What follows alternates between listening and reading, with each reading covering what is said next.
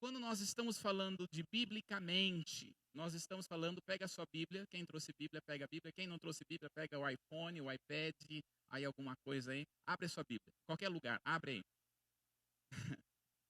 Né? Você sabe que quando nós abrimos a palavra, né, eu costumo dizer para os alunos no IFC, quando nós abrimos a palavra, abrimos a Bíblia, nós estamos abrindo a boca de Deus para falar conosco. Diga assim comigo, eu preciso pensar biblicamente. Põe a Bíblia aí na sua cabeça. Ou seja, nós precisamos pensar de uma forma bíblica. O ano passado, quem esteve aqui no seminário ano passado, só para saber aqui, amém. O ano passado, nós só falamos sobre o espírito do homem e trabalhamos sobre a iniquidade a respeito do espírito, as dimensões a respeito do espírito, e esse ano nós vamos estar falando sobre a alma do homem. Por isso que nós estaremos falando sobre a mente.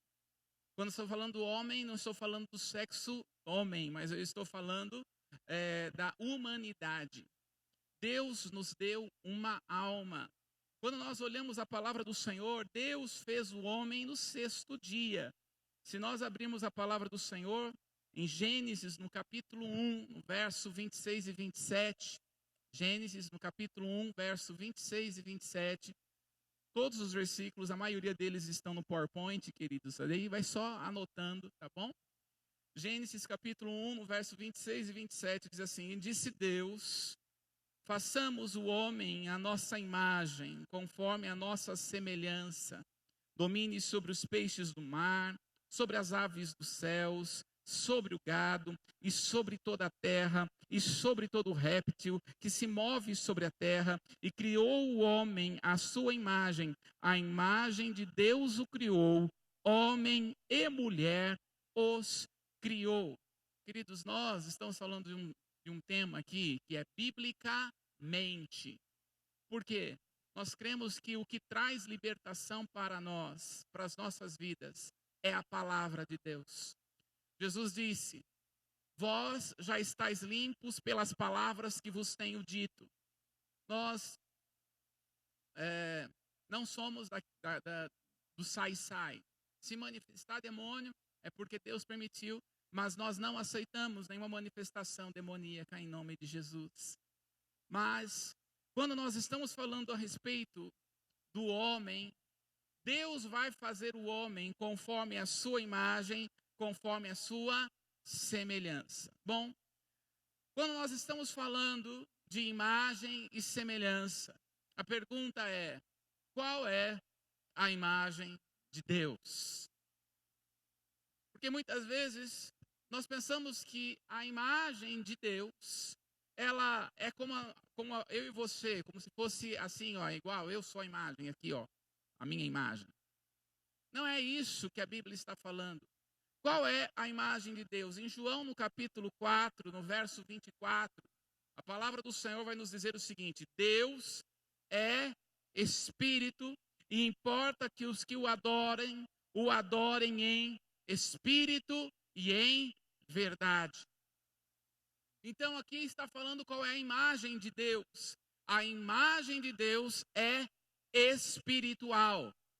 Deus é Espírito. E quando nós estamos falando que Deus é Espírito, nós estamos dizendo que Deus não tem mão, Deus não tem pé, Deus não tem cabeça, Deus não tem dedo, Deus não tem unha. Por quê? Porque Ele é Espírito, e Espírito não tem estas coisas. Quando a palavra do Senhor está nos dizendo que a boa mão de Deus está estendida, ou que quando Moisés viu a costa do Senhor passou ali, não está querendo dizer que realmente a mão ou a costa, o que está querendo trabalhar ali é o que nós chamamos de morfologia, que é palavras humanas para identificar algo que é de Deus, mas que Deus não tem, mas que Deus, Ele é Espírito, né? Então, quando nós estamos vendo, Deus, a palavra do Senhor está falando, Deus fez o homem conforme a sua imagem. É por isso que nós somos seres espirituais. Você não é carne, isso daqui que você está me vendo. E você também não é alma, você é espírito. Diga, eu sou, diga bem forte, eu sou espírito. Então o seu espírito humano não tem, como eu, 1,69 m. O meu espírito humano não tem cabelo, porque nem minha carne tem, então meu espírito também tem. Né? Mas não tem mesmo. Meu espírito não tem pé, não tem mão. Porque o meu espírito, ele é muito maior, há uma dimensão espiritual muito maior, queridos. Né? Bom, e diz a palavra que Deus então nos fez em espírito. E é por isso que nós trabalhamos o ano passado bastante sobre o espírito do homem. E falamos bastante até mesmo sobre a iniquidade que atinge o espírito do homem. E também, mas no entanto, a palavra do Senhor fala que Deus, ele é espírito. Mas ele também nos fez em semelhança. O que é esta semelhança da parte de Deus? Veja, ele nos fez em espírito, fez o homem conforme a sua imagem e conforme a sua semelhança. Qual é a semelhança de Deus aqui? Quando a Bíblia está falando de semelhança, ele está falando de alma. Semelhança está falando de moralidade. Ora, a moralidade, a moral de alguém, o caráter de alguém, está na onde? No espírito, na alma ou no corpo de alguém? Na alma. O moral, o caráter está na alma. Então, a pergunta é, será que Deus tem alma? E a palavra do Senhor em Provérbios, no capítulo 16, capítulo 6, no verso 16, está nos mostrando a resposta, que diz, estas 6 coisas odeia o Senhor, estas 6 coisas o Senhor odeia, e a 7ª, a sua alma abomina. Então Deus tem alma? Tem. Deus tem alma. Então na Bíblia, queridos, nós vamos ter 4 tipos de alma. 4 tipos de alma a Bíblia vai trazer para nós. A primeira alma é a alma de Deus, porque Deus tem alma. A segunda alma é a alma dos anjos. Os anjos também têm alma. A terceira alma é a nossa alma, a alma dos homens. E a quarta alma é a alma dos animais. Então cada um aqui é um. Amém? Cada um é um. Quando nós estamos falando da alma de Deus, nós temos que entender aqui algo. Diga assim comigo, só Deus é. Tudo que Deus fez, tem. Mas vamos bem forte, vamos de novo, vai. Bem forte. Só Deus é. Tudo que Deus fez, tem. Então, por exemplo, Deus tem autoridade? Então, Deus tem autoridade, sim ou não? Não, não tem autoridade. Nunca teve e jamais terá. Porque Ele é a autoridade. Amém? Lembra lá. Só Deus é. E tudo que Deus criou tem. Por exemplo, Deus tem amor. Ah, Deus é amor. Deus tem alegria.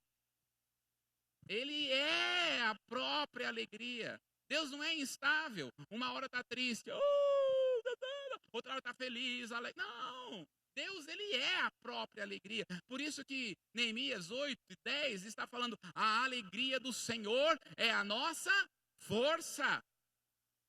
Porque ele é a própria alegria. Ele é. Amém? Só Deus é. Agora não. Tudo que Deus criou tem. Então nós não somos alegria, mas nós temos alegria. Nós não somos autoridade, mas nós temos autoridade. Amém? Então, esse é o ponto de partida para nós entendermos sobre a alma de Deus. Quando Deus fez o homem à sua imagem, espírito, conforme a sua semelhança. E aqui está algo tremendo. Semelhança não quer dizer igual. Semelhança você quer dizer parecido. Então, quando Deus fez o homem, Ele não fez o homem como a sua própria alma. Deus fez o homem na sua alma para depender de Deus. Por isso que Deus vinha todos os dias conversar com Adão e Eva na viração do dia, porque o homem dependia de Deus. E Deus queria que a alma do homem se desenvolvesse, crescesse e tivesse uma coisa chamada consciência, que somente agora, na graça, é que nós temos a consciência. Consciência. Então, quando nós olhamos na palavra do Senhor, quando Satanás decidiu se infiltrar nesse meio, nessa situação aqui, ele estava ali na serpente e disse para Eva, né? Falou para Eva: olha, se você comer, certamente você será igual a Deus. Mas eles já eram igual a Deus em espírito. O que acontece que nós precisamos entender, queridos, é que a alma de Adão e Eva era uma alma sem pecado. Quando a palavra do Senhor fala sobre a árvore do conhecimento do bem e do mal, não está falando de uma árvore, de um conhecimento daquilo que é bom, daquilo que é ruim. Porque, afinal de contas, saber o que é bom e saber o que é ruim é necessário. E o homem sabia o que era bom e o que era ruim, porque o próprio Deus falou: não coma dessa árvore aí. Então ele sabia o que era bom e o que era ruim. O que o homem não sabia, esse conhecimento do bem, não é o conhecimento daquilo que é certo e errado, mas o conhecimento do bem que o homem não tinha era o prazer do pecado. Esse é o bem. Esse bem é prazer. O prazer do mal. É isso que o homem não tinha. Quando ele come o fruto do conhecimento do bem e do mal, aquilo que estava sobre aquele fruto que nós falamos o ano passado, que é a iniquidade, aquilo que estava naquele fruto entrou no homem e distorceu tudo. Por isso que a palavra iniquidade no grego significa torcido. Torcido. A palavra iniquidade no hebraico vem da palavra avon. A palavra avon, de Avon mesmo. Pode comprar Avon, viu, irmão? Fica à vontade. Não tem problema, não. Mas Avon significa tornar-se aquilo que não é. Tornar-se aquilo que não é. É. Por isso que as mulheres passam a maquiagem e tornam aquilo que não é. Entendeu? Por isso que é Avon. Então, queridos, não tem problema comprar, não. Eu só quero trazer aqui o entendimento que o homem se tornou aquilo que ele não é. Ou seja, o plano original de Deus, o homem se tornou aquilo que ele não é. Então, esse conhecimento do bem e do mal, esse é o conhecimento do prazer do mal. E então, a partir desse momento, a alma do homem ficou torcida. O sentimento do homem ficou torcido. E por isso que o homem começou a ser o que a Bíblia chama em 1 Coríntios 15:45 de alma vivente. Né? E é por isso que Jesus teve que vir e ser espírito vivificante. Bom, nós vamos entender tudo isso no seminário. Eu quero trabalhar aqui, a Bíblia está nos mostrando que existe 4 tipos de alma. A primeira alma é a alma de Deus, a alma dos anjos, queridos. Anjos também têm alma, só que a maneira que os anjos têm de alma é diferente da nossa. Né? Então, é uma composição diferente. Os anjos têm livre-arbítrio? Hoje não tem mais, mas eles tiveram num certo momento em que houve a briga entre a rebeldia e Satanás, que era o anjo de luz. Ele pegou 1/3 dos anjos e trouxe junto com ele. Então foi um momento em que Deus abriu o livre-arbítrio para eles. E depois agora não tem mais condição. Eu lembro uma vez que nós estávamos ministrando libertação para uma pessoa, e a pessoa era tão impregnada com demônios, que ela queria, e ela perguntou: viu, será que o meu orixá pode vir junto comigo se eu aceitar Jesus? É verdade isso, irmão. Até explicar para ela, não tem condição, não tem jeito, não tem forma. Né? Bom, então nós temos que entender que eles têm alma, mas é uma composição diferente da nossa. E os animais também têm alma, também é composição diferente. Então o animal, você olha para o animal, quem tem cachorro em casa? Gato, cachorro, papagaio, galinha, né?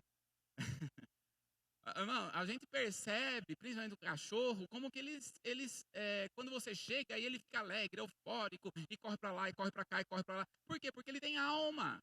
Só que é diferente da nossa alma. Mas ele tem alma, ele se entristece. Tem cachorro que entra em depressão, né?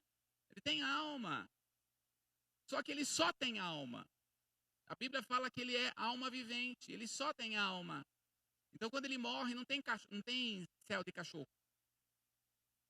Morreu, acabou.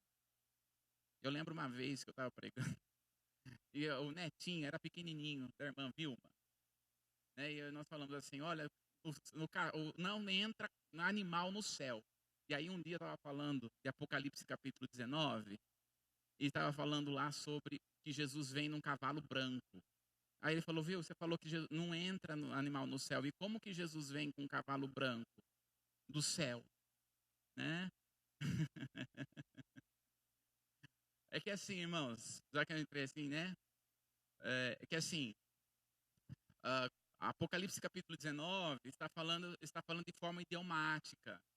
João, na época de João, cavalo é símbolo de guerra. Então, quando Jesus está vindo na batalha do Armagedon. Então, ele está vindo para guerrear com as pessoas que estão aqui. Está vindo para ter uma guerra. Então, é no sentido de cavalo, tá? De guerra. Por isso que Salmo está falando, uns confiam em carros, outros em cavalos, mas nós confiamos nos deuses dos exércitos. Amém? Então, não é verdadeiramente ali um cavalo que está vindo. É uma figura de linguagem. É a mesma coisa que eu estivesse falando. Isso aqui me custou os olhos da cara. Eu tirei meus olhos para comprar? Não. Né? Eu quero dizer o quê? Isso é caro. Amém? Bom, então a palavra do Senhor está falando que Ele nos fez em alma.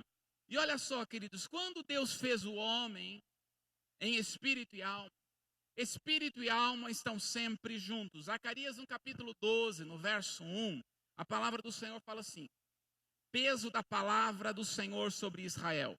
Fala o Senhor, o que estende o céu e que funda a terra e que forma, olha só, o espírito do homem dentro dele. Olha só que tremendo.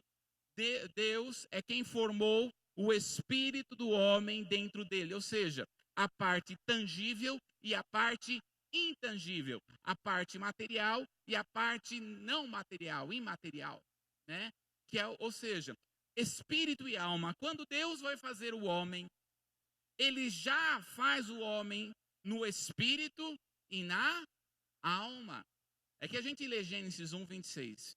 A gente fala assim, Deus fez aqui o homem no espírito. Aí lê Gênesis 2, 7, que fala que Deus fez o homem do pó da terra. E ali o homem se tornou alma vivente. Então a gente entende assim, Deus fez o homem no espírito. E depois quando foi pegar lá o homem do pó da terra, com a junção do espírito com a carne, veio a alma. Não é. Espírito e alma. Quando Deus fez o homem, Ele já fez o homem no seu espírito e na sua alma. E quando Ele sopra no homem, porque veja só, Gênesis capítulo 1 está falando apenas de semente e espécie. Gênesis 1 está falando de semente e espécie. Cada semente produz conforme a sua espécie. Então o peixe vai produzir-se nas águas. Então não tem necessidade de ensinar o peixe a nadar. Ele já nasce nadando. A mesma coisa acontece com o homem. Deus é a própria semente do homem. Então, porque Deus é espírito e é a alma, quando Deus vai fazer o homem, Ele já faz no espírito e na alma. E Ele pega esses dois elementos, ao soprar em Gênesis 2:7, Ele sopra o espírito e a alma dentro daquele barro, daquela forma. Ele já estabelece o espírito e a alma. Porque, olha só, vamos ler aqui Gênesis 2:7, diz assim: e formou o Senhor Deus o homem do pó da terra, e em suas narinas o fôlego de vida, e o homem foi feito alma vivente. Então veja, Gênesis capítulo 1 está falando de uma parte. Olha só. Está vendo essa garrafa aqui?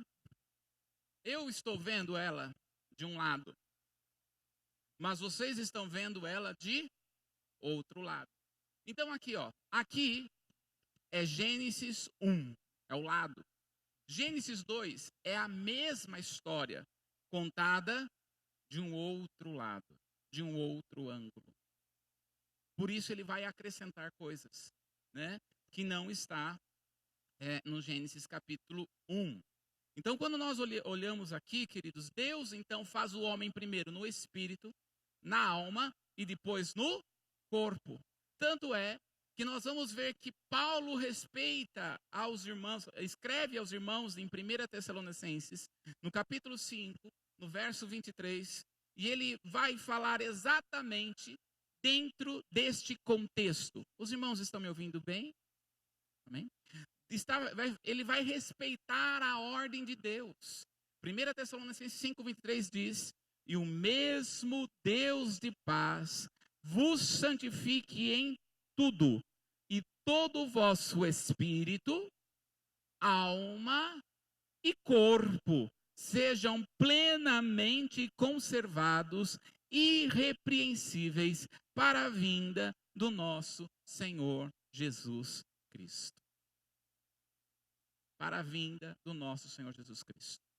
Então, olha só. Ele respeita aqui a ordem. Primeiro o espírito, depois a alma e depois corpo. Então, nós temos essas três dimensões. Apesar, nós temos essas três dimensões em nós. Nós somos espírito, alma e corpo. Diga assim comigo: eu sou um espírito que tem uma alma e que habita em um corpo. Amém? Então, queridos, quando nós estamos falando dessa dimensão, você é um ser espiritual. Mas também dentro de você uma alma.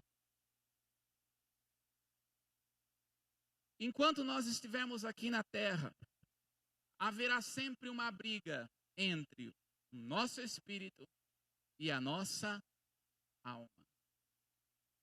Há uma guerra constante.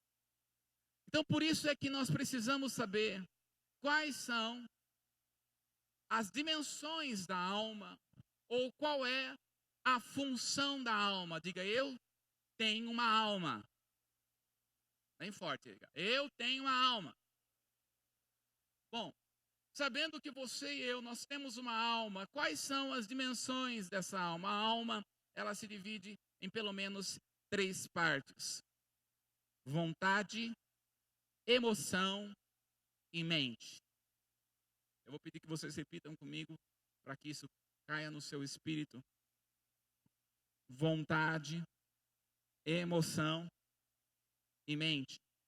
Mais uma vez, vontade, emoção e mente. Vontade, emoção e mente. São essas 3 dimensões em que nós somos. Quero falar um pouco sobre a vontade.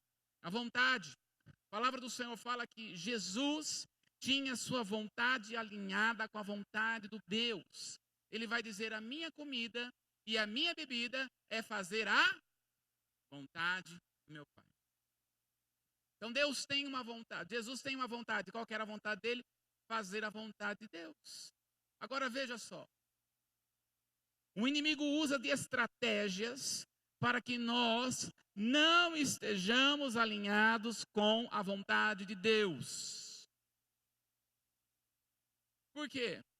A nossa alma, ela foi contaminada com o fruto do conhecimento do bem e do mal.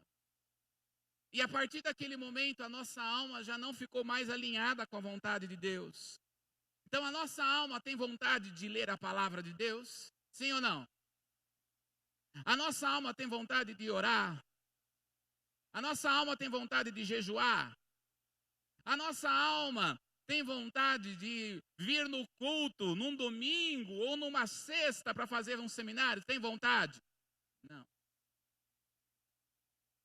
Então, queridos, o que nós temos que fazer? Colocar a nossa alma alinhada com a vontade de Deus, porque a vontade do Senhor é boa, perfeita e agradável. E é uma batalha. Colocar a nossa alma em alinhamento. Estabeleça, queridos, na sua mente e no seu coração, em fazer a vontade do Senhor. E você vai ver que luta que é. E é uma luta espiritual. Você vai dizer assim, ó, eu pego aqui quarta-feira, ou domingo de manhã, eu tiro para jejuar. E aí, querido, você vai conseguir? Vai ter vontade? A primeira coisa, quando você levanta no dia que é para você jejuar, você pensa, acho que eu vou passar mal se eu não comer. Eu vou ficar verde, vou ter que passar, meu Deus do céu, se eu não comer alguma coisa, e aí aquela luta, e aí você não consegue jejuar, e aí você não consegue entrar em oração, porque como que você vai jejuar se você tem que ficar com fome? E é uma luta, querido. Então, a primeira coisa que nós temos que entender é que o inimigo ele usa de estratégias para que a sua e a minha alma não esteja alinhada com a vontade de Deus. Depois nós temos a emoção. A emoção, queridos, aqui é uma porta de entrada. A emoção é uma porta de entrada. E muitos confundem com a voz de Deus e acabam andando pelo sentimento. E é onde está as cicatrizes.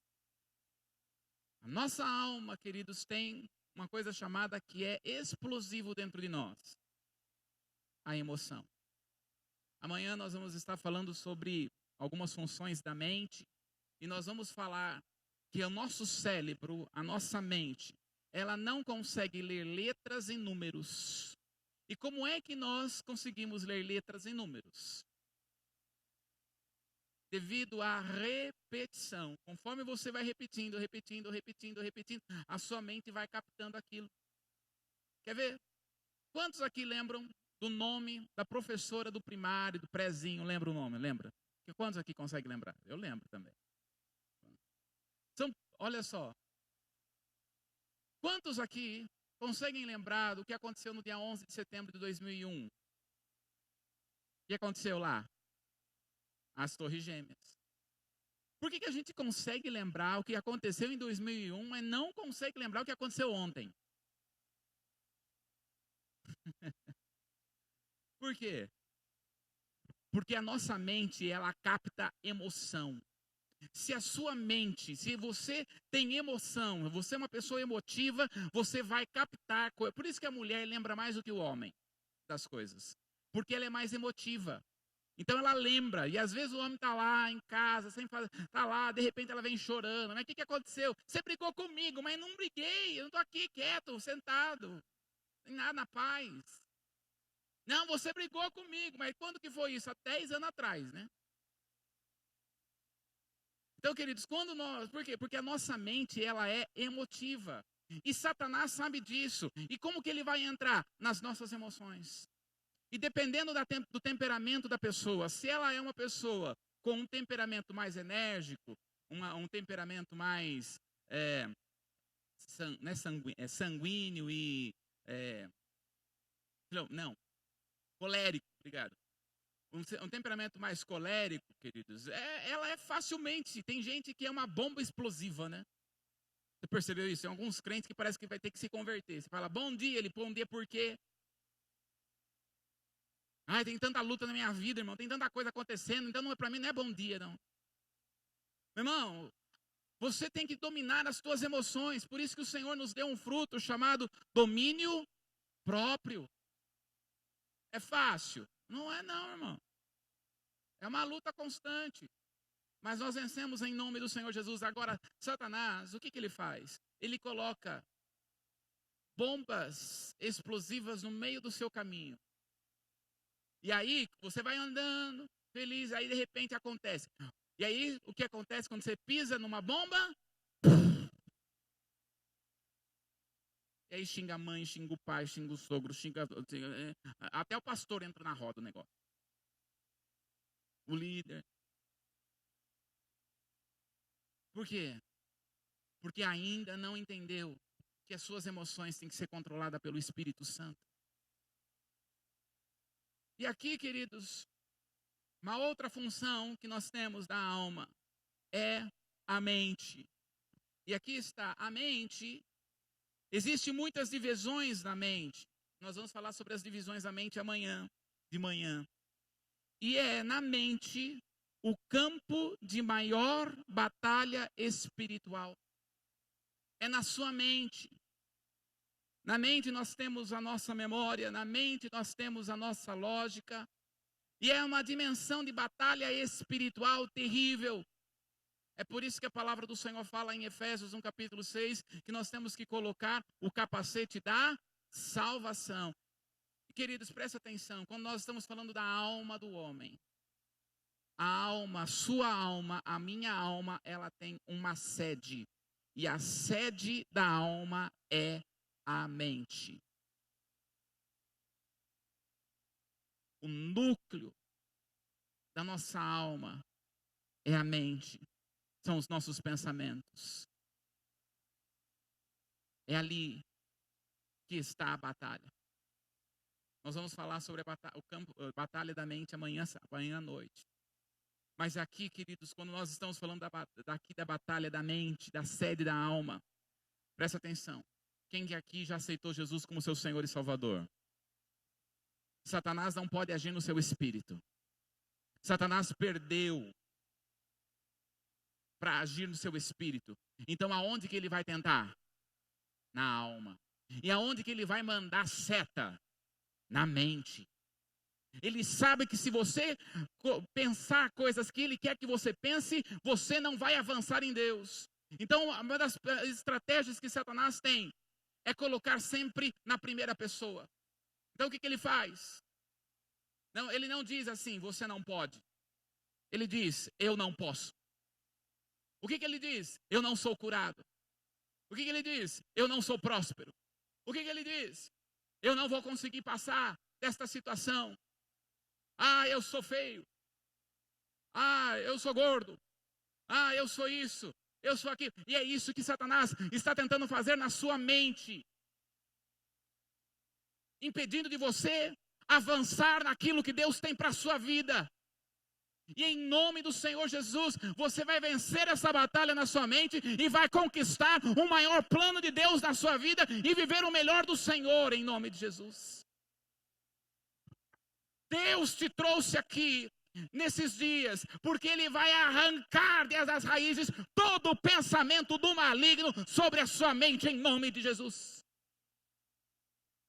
Porque a palavra do Senhor, esta Bíblia diz, tudo posso naquele que me fortalece.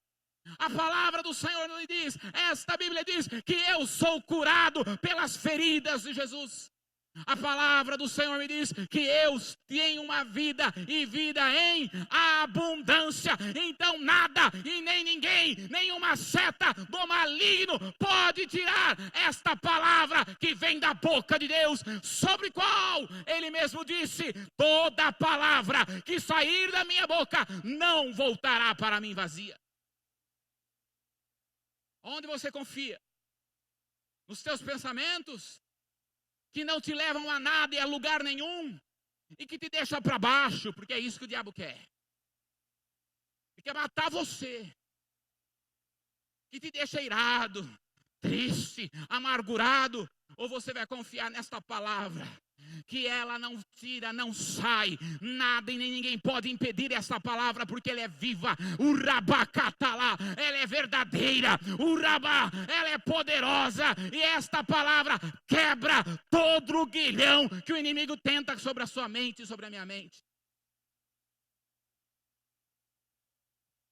Quando você pensa dessa maneira, sabendo a sua posição em Cristo, Satanás te detesta. Satanás não te suporta. Porque você sabe quem você é em Cristo Jesus. Agora preste atenção. Se a sede da alma e a mente, se você alinha os seus pensamentos, se você alinha a sua mente com a vontade de Deus, saiba, você começará a viver coisas que você nunca antes viveu. Saiba que Deus vai te levar, te tirar de um lugar e te colocar num lugar muito maior, muito melhor, que é numa posição espiritual que Ele tem para você. Uma posição financeira, emocional, espiritual, muito melhor. Agora é uma batalha. É por isso, queridos, que quando nós estamos falando de batalha, nós estamos falando de uma vida de compromisso com o Senhor. Porque o inimigo, ele quer fazer de tudo para pegar a nossa mente.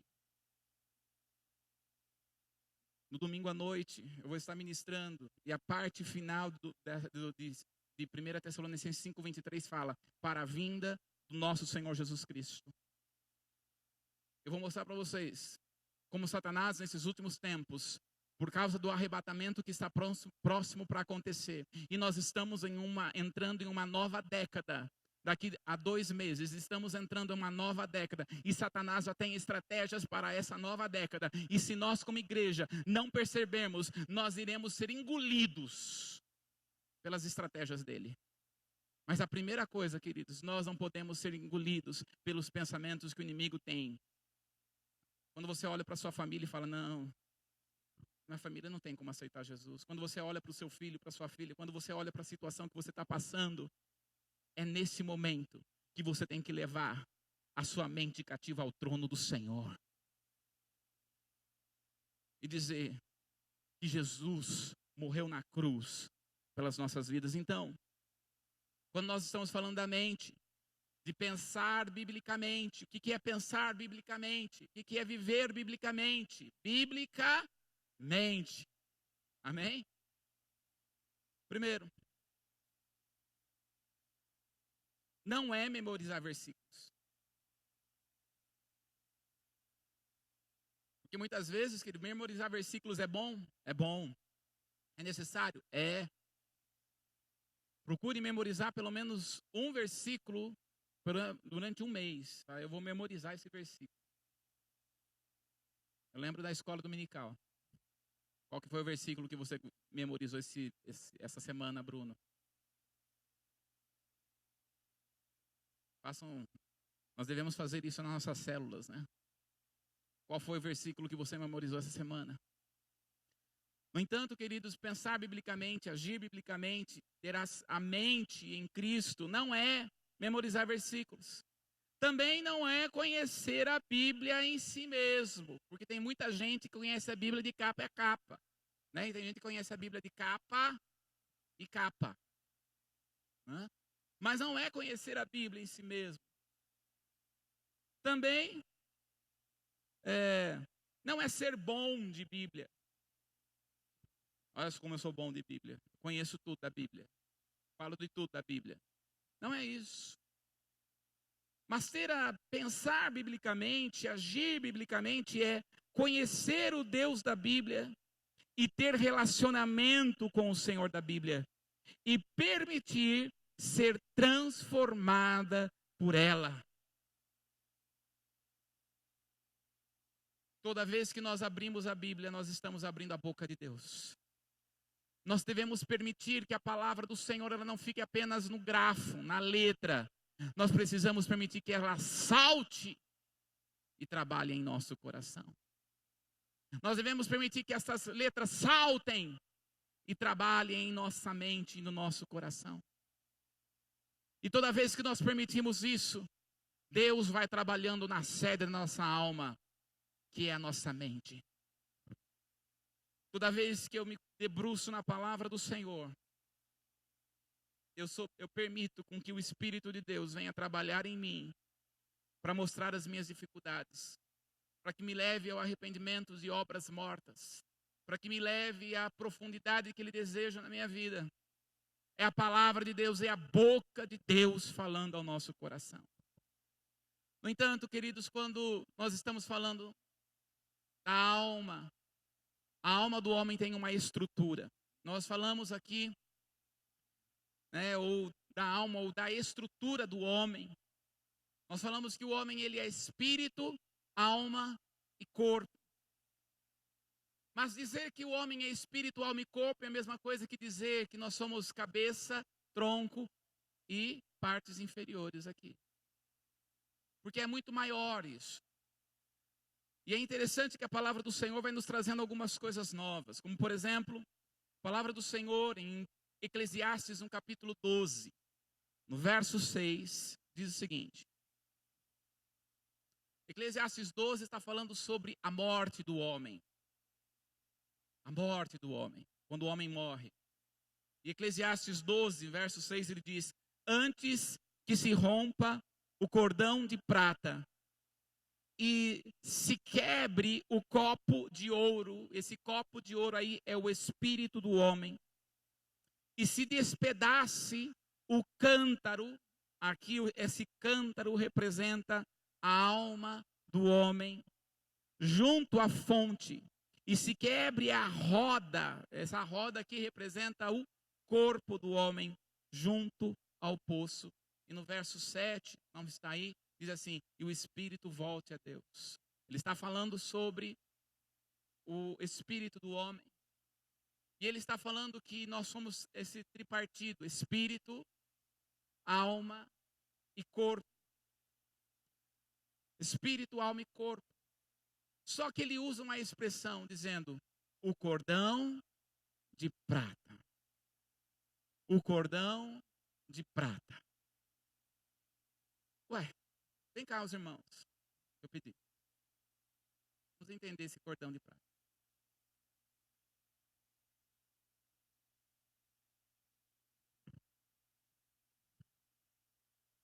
Então nós temos aqui uma representatividade de espírito, de alma e de corpo.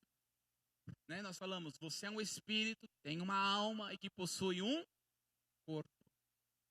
E quando nós estamos falando aqui, queridos, como é que faz para o nosso espírito não ir para um lugar, a nossa alma para o outro, o nosso corpo para o outro? Bem, como é que ele faz? O que Deus fez? Ele colocou uma ligação. E esta ligação, em Eclesiastes 2,6, é chamada de cordão de prata. Então, o que não envolve o ser humano é esse cordão de prata. Esse cordão de prata, queridos, nós trabalhamos aqui na Igreja com Libertação.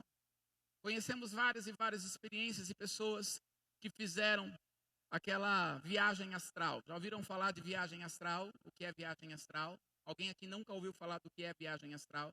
Alguém? Uma viagem astral, isso acontece na nova era, ou no nível mais profundo de feitiçaria. É quando uma pessoa, geralmente ela fica deitada e um mestre, um guru, com ela deitada assim, fala o seguinte, agora você vai sair do seu corpo. E literalmente a pessoa sai do corpo, mas o que sai do corpo? Agora sim, o espírito e a alma. O espírito e a alma, eles podem ir a qualquer lugar e a qualquer dimensão. O seu espírito e a sua alma, o seu corpo pode estar em um lugar e o seu espírito e a sua alma ir para outro lugar. E o que acontece, queridos? Isso é chamado... Por que isso acontece? Porque esse cordão de prata, ele pode ser alongado. Ele pode ser alongado. Ele pode avançar de um lugar para outro. Aqui uma irmã aqui da igreja, ela, todos os dias, 6 horas da tarde, acontecia de os pratos da casa dela cair. Talheres da casa dela cair. Era assim, 6 horas, 6 e pouquinho, caía tudo. Caía tudo. E aí a gente já tinha ungido a casa dela, já tinha orado, já tinha repreendido, já tinha mandado embora, já tinha feito de tudo, sabe? E as coisas não paravam. E aí nós fomos orar, falei, Senhor, o Senhor está querendo nos ensinar alguma coisa nisso. Porque nós cremos que no nome do Senhor Jesus, pela fé, no nome do Senhor Jesus, todos os demônios saem. Amém? Você crê nisso? Eu falei, Senhor, não estou entendendo esse negócio. Aí nós fomos orar e o Espírito do Senhor nos ministrou o seguinte. Não era demônio. Era uma pessoa fazendo viagem astral e entrando na casa dela e jogando as coisas, porque dependendo do nível que a pessoa está, ela literalmente joga as coisas no chão. Literalmente, joga. E aí o Senhor ministrou, eu falei, Senhor, que negócio é esse? Daí o Senhor ministrou para nós que era um espírito humano. Eu falei, Senhor, o que tá? Mas e agora o que a gente faz? Porque a palavra do Senhor nos diz que todos os demônios saem no nome do Senhor Jesus. Nós temos autoridade sobre os demônios, mas nós não temos autoridade sobre o espírito e a alma de ninguém. Como que a gente vai fazer? Aí o Senhor nos levou para esse versículo.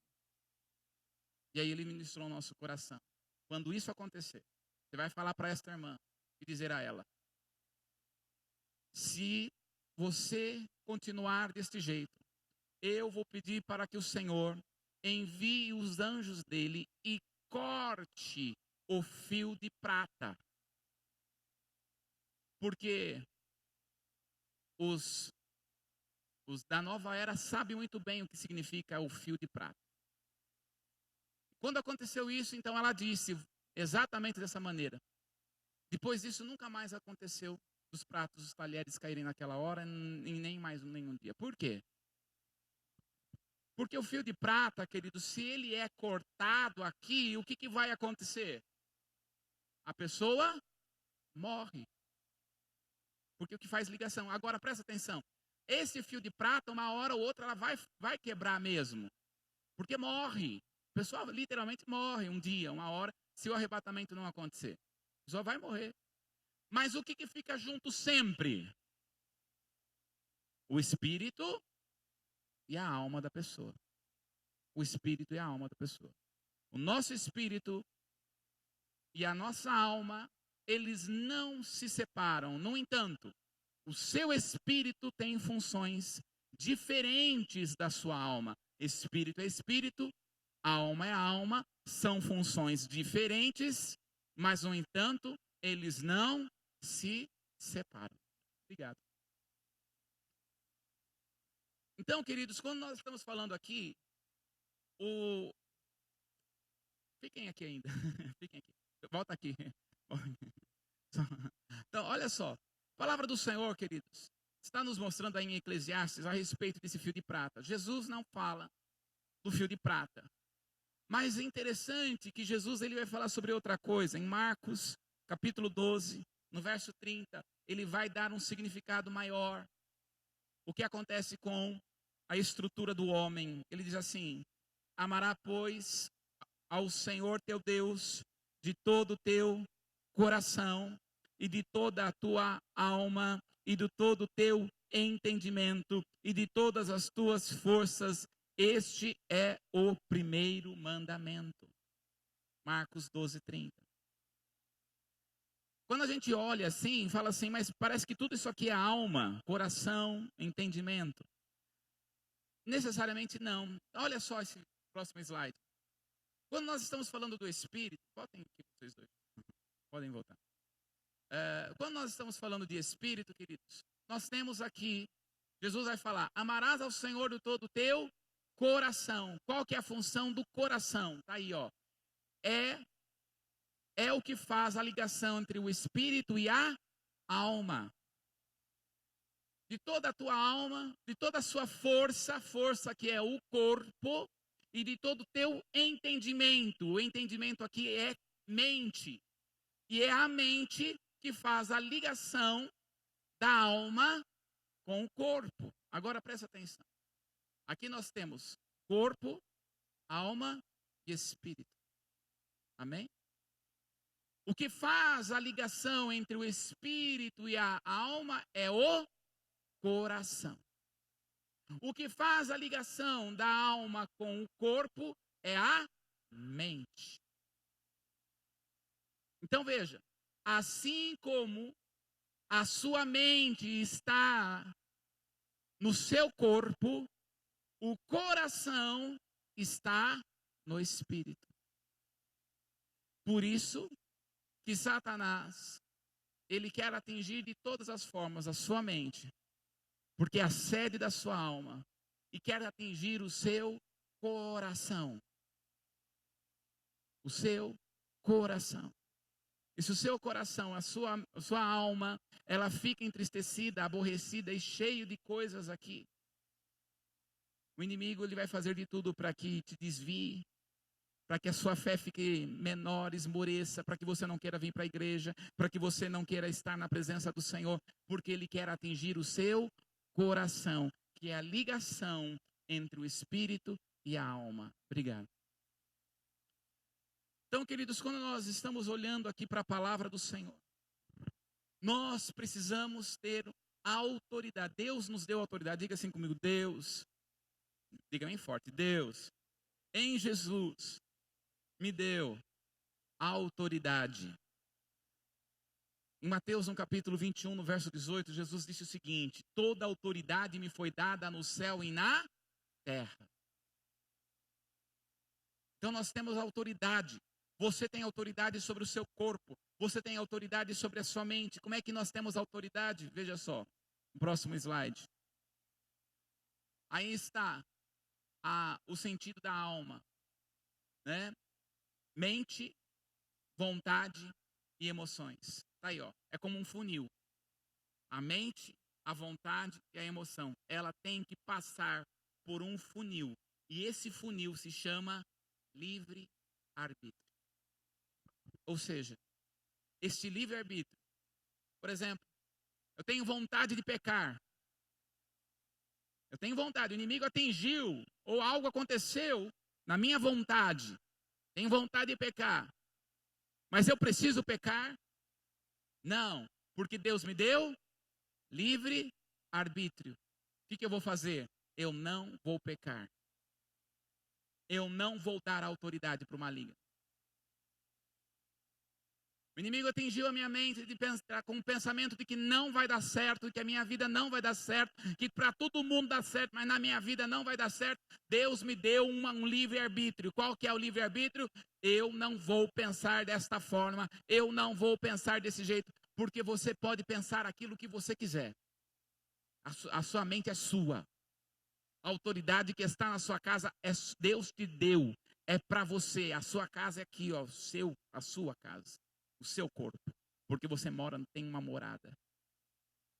Eu acho interessante, queridos, o que o Senhor Jesus, o que o Senhor Deus fala para Caim, em Gênesis, no capítulo 4, no verso 7. Ele vai dizer o seguinte: se bem fizeres, não é certo que serás aceito? E se não fizeres o bem, o pecado jaz à porta, e sobre ti será o seu desejo. Olha só, sobre ti será o seu desejo. Se você não controlar as suas mentes, suas emoções, as suas vontades, sobre ti será o teu desejo. Este sentimento, essa vontade, essas emoções, elas vão te engolir. É isso que Jesus está falando. É isso que Deus está falando para ele. Se você não dominar, ela vai te engolir.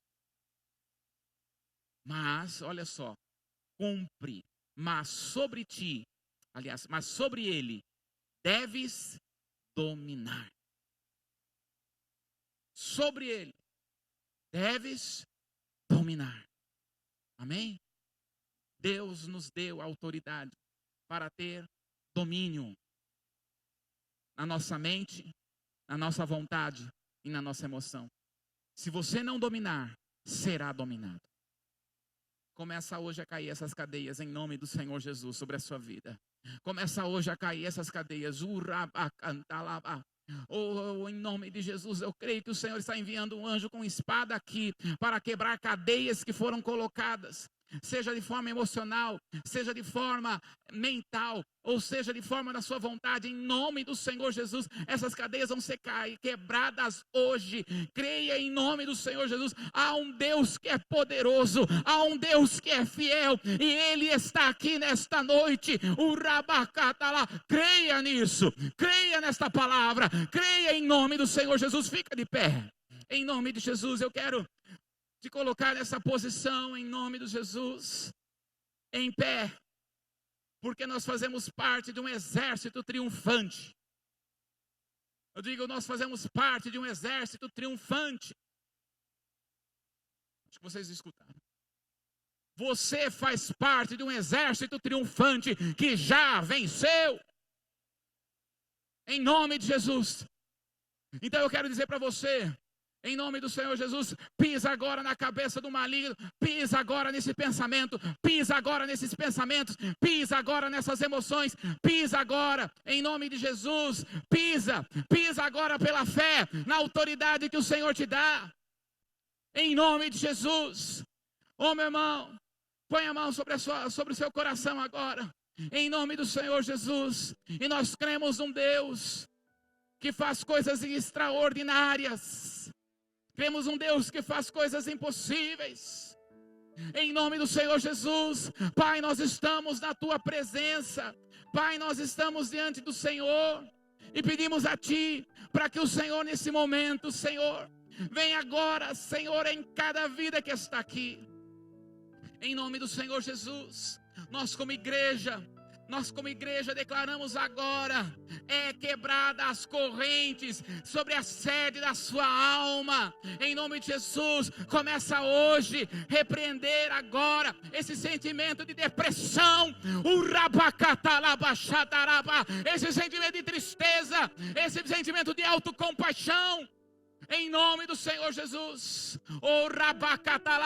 em nome de Jesus, nós declaramos agora, entramos em batalha e declaro agora, todo espírito enviado das trevas que vem tentando agir no meio dos meus irmãos, na autoridade que há no nome do Senhor Jesus, nós se amarramos de pés e mãos agora, e nós determinamos em nome do Senhor Jesus, em nome do Senhor Jesus, nós te ordenamos, pega tudo que você tem feito, pega agora, pega agora, e bata em retirada, agora,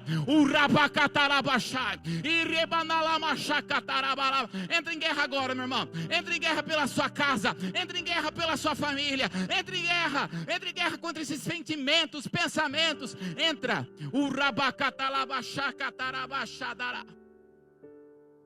em nome de Jesus, vai, meu irmão, abra sua boca agora.